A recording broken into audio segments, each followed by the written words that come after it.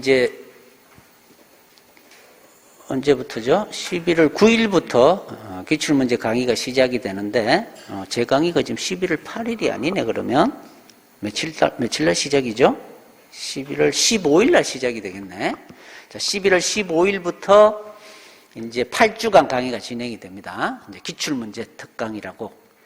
근데 이제 우리가 기출문제만 물론 특강을 하면 아직 공부가 안 된 사람이 좀 있어요. 자, 그런 사람들을 위해서는 어떻게 하냐면, 만약에 내가 통치행위를 지금 이제 기출문제를 풀 거야. 그러면 통치행위에 대해서 한 5분 안 걸리게 통치행위에 대해서 일반론 빨리 설명하고 판례 몇 가지 중요한 것 먼저 설명을 해. 그 다음에 문제를 풀어요. 자, 어떤 사람은 요 앞에 설명한 것만 좀 모아갖고 동영상을 좀 편집해달라고 하는 수험생들도 있었어. 너무 핵심적인 것만 얘기해 주니까 좋더라 이거죠. 그건 모르겠어요. 그렇게 할지 안 할지는. 일단 그렇게 해서 이제 진도를 나갈 거고, 이제 일단은 주가 문제풀이에요. 요 이론이 아직 좀 정리가 안 된 사람들은 어떻게 해야 되냐면 책을 갖고 와야 돼요. 근데 이 책은 제 강의를 안 듣는 사람도 관계없어요. 자기가 보는 책을 갖고 와서 제가 통치행위에 대해서 설명을 하면 어떤 책이든 다 들어있어. 거기에 대해서 기본 핵심적인 이론을 한번 듣고 빨리 듣다가 잘 생각 안 나면 빨리 체크를 해놔야 돼. 그리고는 이제 문제 풀고 집에 가서 다시 기출 이론을 복습을 하는 거예요. 그 다음에 문제 풀고 그러면 한 3, 4회독이 돼. 그러면 어느 정도 이제 이론이 이제 어떻게 문제가 출제되는지도 좀 익히게 되고 이론도 다시 한번 정리하는 기회가 생기는 거야. 그래서 이게 내가 이론을 어느 정도 이제 완성하는 거라고 생각을 하고 집중해서 들어야 돼요. 기출문제 강의는. 그 다음에 제가 이제 교재는 뭐냐면 써니 행정법 그 기출 문제집으로 할 거예요. 이제 과거에는 제 기출 문제를 뽑아서 했는데 양이 작아요. 8주 정도 분당을 하면 한 400~500문제도 못해. 자, 근데 지금 기출은 더 많거든요. 그래서 내가 생각하는 거하고 여러분들이 좀 아직 좀 더 부족한 부분이 있을 수 있기 때문에 일단은 이 교재로 이제 순서는 그렇게 할 거예요. 일단 국가직부터 먼저 할 거예요, 제가. 국가직부터 쭉 진도 나가고, 국가직 끝나고 다시 돌아와서 다시 지방직 국어 문제로 다시 풀 거예요. 그러면 이제 다시 한 3회도 될 거예요. 이론 풀고, 국가직 풀고, 다시 돌아와서 지방직도 풀고. 그래서 시간이 또 조금 더 남으면 이제 교행직, 사회복지직을 풀어줄 거예요. 그런 식으로 빨리 나갈 테니까, 이제 보통 얘기를 하지만 기출문제 강의가 가장 중요해요, 원래는. 근데 이 기출문제 강의는 어느 정도 좀 공부가 된 사람한테 진짜 도움이 되는 강의야. 근데 기출문제를 공부하지 않고 시험장에 가면 합격할 수가 없는 시험이 돼버렸어, 이제는. 그만큼 기출문제가 많이 풀이 차 있고, 이것만 자기가 기본적인 이론과 이 기출문제를 잘만 정리해주면 90점은 무조건 넘어간단 말이야. 이 모든 시험이 다 그래요. 그래서 학원 홈페이지도 보면 뭐 서방직이든 일반직이든 지금 합격한 수험생들이 공부 방법을 지금 올려놨을 거예요. 한번 읽어봐요. 그런 것도. 합격한 사람 얘기를 들어봐야 돼. 그 사람들이 어떻게 공부를 했는지. 보면 아침에 7시에 와서 밤 10시까지 하루도 안 빼고 그렇게 공부를 했대. 그런데 어떻게 합격을 안 할 수가 있겠어요. 그 정도로 열심히 하는데.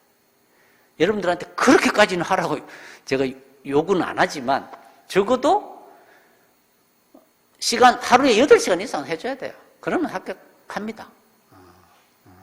다시 또 시간까지 얘기를 하게 됐는데, 어쨌든, 자, 기출문제 강의는 이제 그렇게 할 거고요. 우리 행정법은 더구나 기출문제가 풍부하게 쌓여 있어요.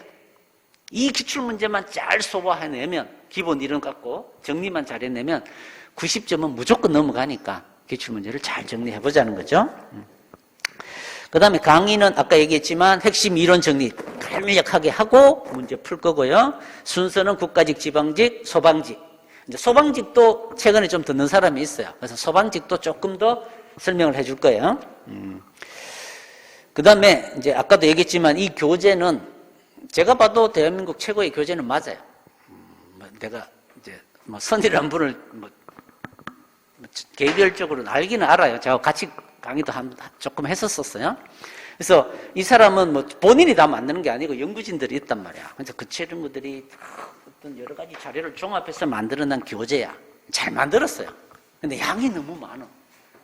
근데 이 양을 어떻게 소화할 수 있느냐, 그죠? 그걸 제가 또 최고의 강의로 이렇게 정리를 해줄 거야. 어떻게 공부할 건지.